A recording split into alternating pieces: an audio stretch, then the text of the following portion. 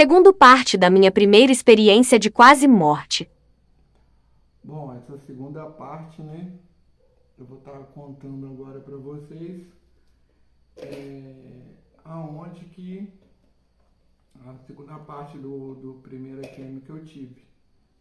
Bom, o ano ele era 2020, quer dizer, os fatos que se passam em 1996. Só que eu não entendia, eu não tinha memória, eu não lembrava daquele acidente. Toda vez que eu tentava acessar a minha memória, eu não conseguia lembrar do que aconteceu. Não lembro de nada. Eu lembro eu puxei isso na memória durante vários anos. Perguntei para as pessoas, falei, você poderia me falar o que você viu naquele acidente? Ninguém sabia me falar. Até porque isso foi muito traumatizante. Eu lembro do meu pai me procurar, eu vou trabalhar, eu levanto com as costas de sangue, eu entro dentro do ônibus e vou para o trabalho. Chegando no trabalho, eu começo a trabalhar. Só que eu vou fazer o primeiro atendimento e eu vi que eu estava com muita dor e desmaiei. Então eu acabo tendo muito trauma para atravessar e chegar até o hospital. Era próximo do hospital, o Hospital de Misericórdia de Santos Dumont. E quem é antigo lembra que era o pronto-socorro, era na parte de cima. Então subir aquele morro foi para mim muito difícil. E quando eu chego lá e falei que tinha sofrido um acidente, eles me atenderam, subi de maneira rápida, né? E o médico, ele me disse que faltou pouco eu ficar paralítico, paraplégico. E eu sei por que eu não fiquei paraplégico, porque eu não conseguiria cumprir minha missão paraplégico. Porém, os eventos, né, até desse acidente, depois eu não tem como eu postar essas fotos, porque elas ficaram muito. Eu esmaguei meu braço numa prensa, num secador de papel, que faz papel, e isso foi em 2013, né, e eu já tinha sonhado com essa máquina, eles já tinham me avisado desse acidente. E eu falo pra vocês, ser médium não é fácil. Isso parece até uma maldição, para ser sincero. Você quer ter poderes, você quer ter dons, isso é ruim, isso não é bom. Eu nunca achei isso bom. Chico Xavier, você ouvir mortos, um trabalho muito bonito com a espiritualidade, mas humanamente falando, isso é uma droga, é horrível você ser diferente das pessoas. Esse dom eu comecei a ter na escola, eu fui muito procurado, eu chamava de Emanuel, as pessoas vinham, era um assédio constante na escola. Eu tive que parar meus estudos, né? Não consegui concretizar, eles me passaram, né?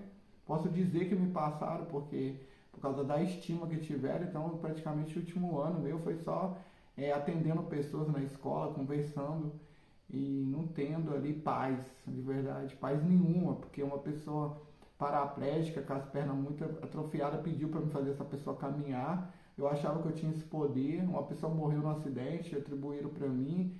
E por que você não falou, você não sabia? Isso é muito ruim. Eu sabia que meu pai ia desencarnar, ia ser um acidente de carro, isso é horrível.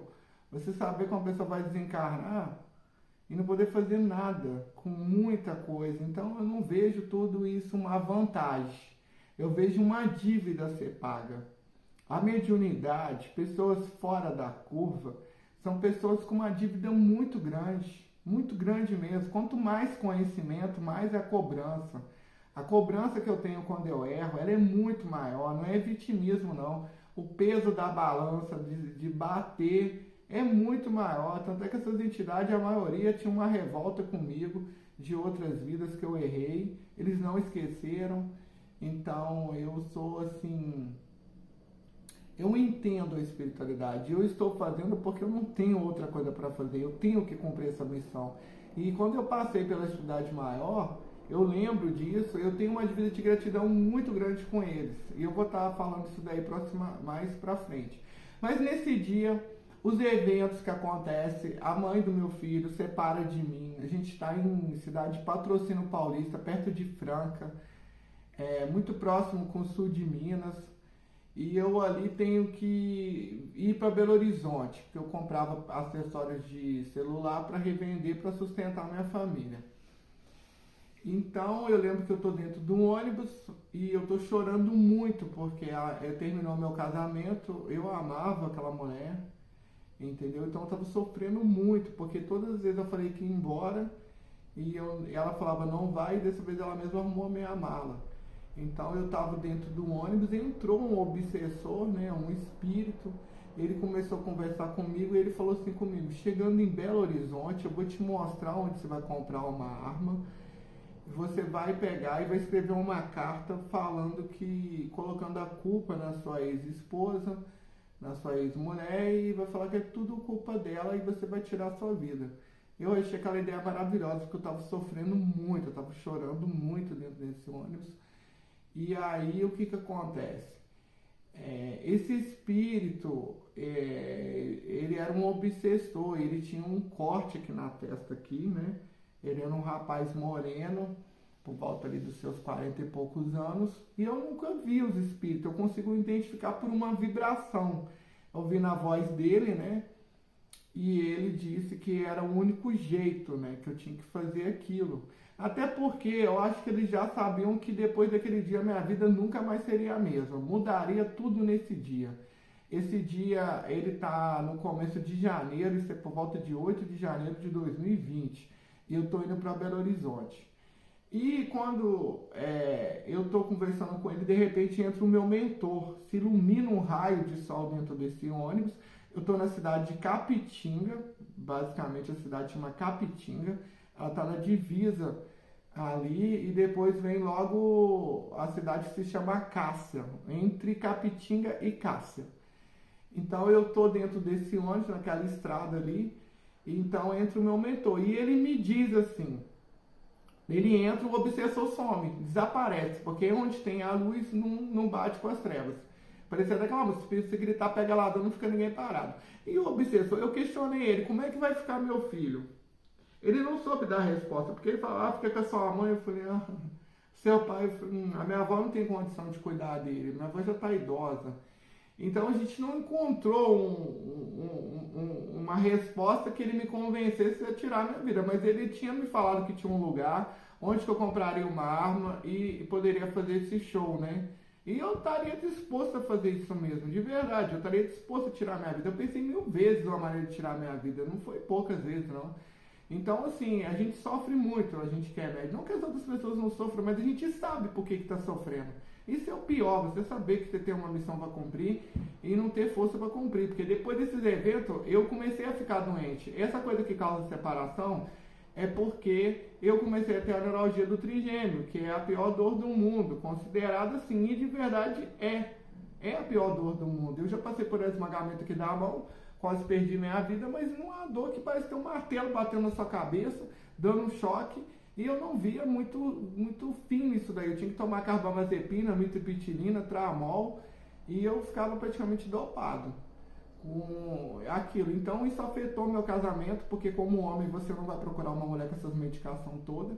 E aí deu a porta, e inclusive que depois eu venho a contar outra parte que eu descubro que foi feito um trabalho para mim. Depois, mais para frente, isso vai demorar alguns anos para isso acontecer.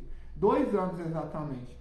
Mas nesse dia o meu mentor chega e eu falo com ele, nossa, a gente não se fala desde o tempo da igreja evangélica, que eu chamava ele de Espírito Santo, onde que eu tive na igreja evangélica há muitos anos também.